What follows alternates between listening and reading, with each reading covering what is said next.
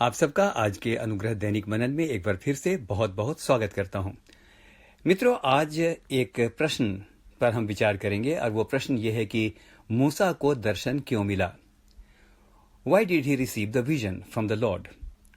गिनती की पुस्तक उसके 12वें अध्याय और उसके 6वें पद में इस तरह से लिखा है, तब यहोवा ने कहा, मेरी बातें सुनो, यदि तुम में कोई नबी हो तो उस पर मैं यहोवा दर्शन के द्वारा अपने आप को प्रकट करूंगा या स्वप्न में उससे बातें करूंगा। मेरे मित्रों, हम सब जानते हैं कि परमेश्वर ने जब मूसा को अपनी प्रजा को स्वतंत्र करने के लिए बुलाया तो उसने जलती हुई झाड़ी का उसको दर्शन दिया। निर्गमन 3 और उसके 1 से 5 के अंदर हमें इस घटना का वर्णन मिलता है, जो बड़ी सफाई से बताता है कि मूसा अपनी भेड़ों को चरा रहा था और वो उन्हें चराते चराते परमेश्वर के पर्वत होरेब की ओर ले गया। यानी जिस समय मूसा को दर्शन मिला वह भेड़ों को चरा रहा था। सवाल है कि उसे क्यों दर्शन मिला? आप कह सकते हैं या मैं भी कह सकता हूं कि परमेश्वर ने तो उसे पहले से ही चुन लिया था। वो पढ़ा लिखा, सामर्थी और प्रशिक्षित व्यक्ति था। लेकिन मित्रों, मुझे ऐसा लगता है कि दर्शन मिलने के कुछ और भी कारण थे। कुछ बातें बड़ी महत्वपूर्ण हैं। सबसे पहली बात, मुझे ऐसा लगता है कि मित्रों, मूसा एक राजकुमार था, मिस्र की सारी विद्या का जानकार। यदि प्रेरितों के काम की पुस्तक में देखें तो लिखा है, वो मिस्र के सारे ज्ञान और वहां की सारी बातों में सामर्थी व्यक्ति था। वो मिस्र की सारी विद्या का जानकार था। उसने राजसी जीवन जिया था। जरा कल्पना कीजिए, ऐसे व्यक्ति का दीनता के साथ चरवाहा बन जाना उसकी असाधारण नम्रता का प्रमाण है। वचन उसके बारे में बताता है कि वह पृथ्वी के सभी मनुष्यों से ज्यादा नम्र था।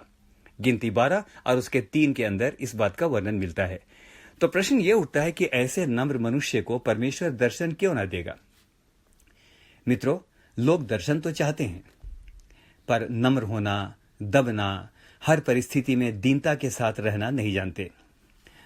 दूसरी बात मित्रों, इसी पद में वचन बताता है कि मूसा अपनी भेड़ों को परमेश्वर के पर्वत होरेब के पास ले गया।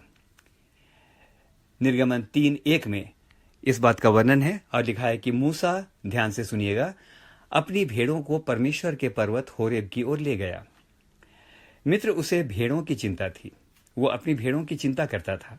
मुझे ऐसा लगता है कि परमेश्वर उन भेड़ों का चरवाहा बनाकर, यानी मूसा को उन भेड़ों का चरवाहा बनाकर उसकी आने वाली महान सेवा के लिए उसे प्रशिक्षित कर रहा था।